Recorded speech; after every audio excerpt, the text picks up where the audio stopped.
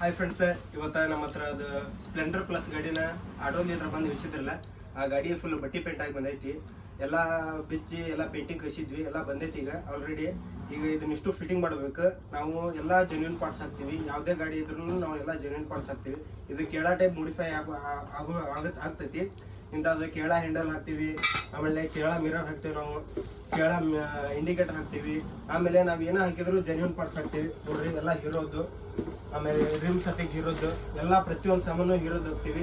Shock observe ಮಾತ್ರ ಗ್ಲಾಬರ್ company ಹಾಕ್ತೀವಿ. ಆಮೇಲೆ ಇಂಜನ್ ಹಾಕೋಣ ಅರ್ಧ ಫಿಟ್ಟಿಂಗ್ ಆಗೈತಿ. ಇನ್ನೊಂದು ಸ್ವಲ್ಪ ಫಿಟ್ಟಿಂಗ್ ಐತದ. ಎಷ್ಟು ಫಿಟ್ಟಿಂಗ್ ಆಗಿದಾಗ ಫಿಟ್ಟಿಂಗ್ ಮಾಡಿ ತೋರಿಸ್ತೀವಿ ನಿಮಗೆ.